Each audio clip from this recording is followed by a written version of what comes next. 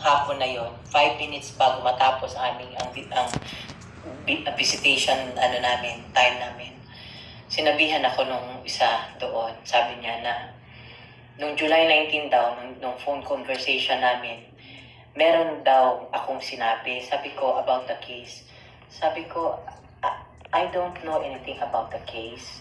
Kaufman is not discussing anything about the case. You know that, Mr. Kaufman. I have not asked a single paper from you on whatever it is that you are doing, so I cannot talk about the case. And also, nung time na yun, 5 minutes bago matapos, sinabihan na lang ako na isususpend daw ako. Sabi pa nga ni PRD, dun sa lalaki na nagsabi sabi niya, you cannot do that. Ginanyan niya. Kasi, he is expecting me. He knows that this is my turn.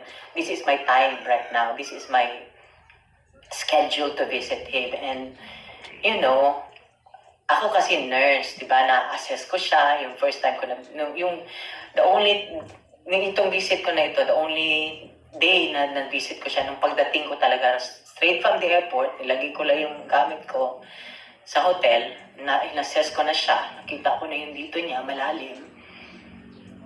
Yun, tapos, check ko sa kanya, control the emotions ko tapos, after nung just 5 minutes, saka ako nilapitan nung lalaki, sabi niya, suspend daw.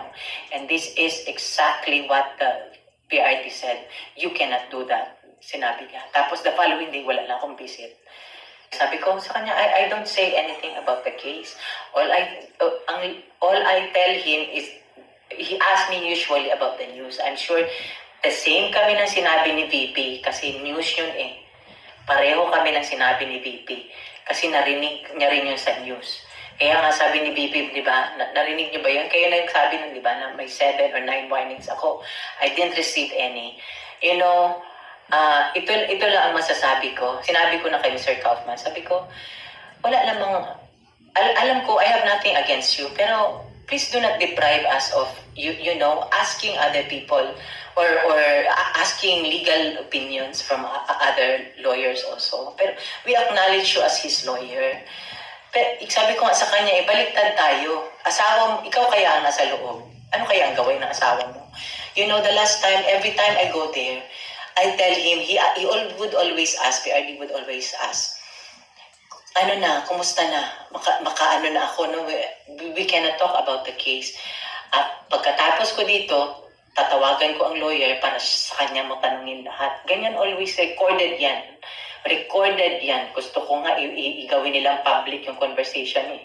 Wala ako doong ma-discuss about sa case because sabi ko, Mr. Kaufman, I'm not asking any paper from you. You are not talking to me about the case or any of your associates. And you accuse me of I'm talking about, ikaw ang dinediretso ko. Bihira ako makausap sa mga kasama mo na nagdagdag ka na ng mga lawyers dyan. So I have nothing against you. So alam ko doon ka na nagalit eh. Galit ka na doon for me. I know you are protecting your practice. I don't know if you're trying to prove something. Pero we are concerned about the life of this man. He is family. He is the father of my daughter. He is the father of VP, Paulo, and Baste. So, yun lang. Sabi ko nga, baliktarin natin. Ang asawa, ikaw ang nasa loob. Ano kaya ang gawain ng asawa mo? July 19. And to tell you honestly, hindi niya ma-point out kung ano. Wala siya binigay sa akin notice. I'm supposed to receive it. And then, if he was able to hear it or napansin niya na nung July 19 pa ng phone conversation, why not call me up? Kasi nung one time na si VP na nag-violate na pinasa niya ang phone, kinuha kagad ang attention niya, di ba? So, sana nakakuha ako ng kapalit ko. Di ba sila VP din. Sila VP din, di ba? Pag sa laban ang isang na narinig ko sa kanya, bahala na miski mag-isa siya. Kaya niya nang sabihin sa ICC na na mali ang ginagawa niya for doing this to this man. Tapos, yun na nga, yung ini-expect na alam ni VP, ako na. Kung sa Bisaya, paturno na ako ni Karon. turno na ko ni Karon. Tapos ngayon wala siyang bisita.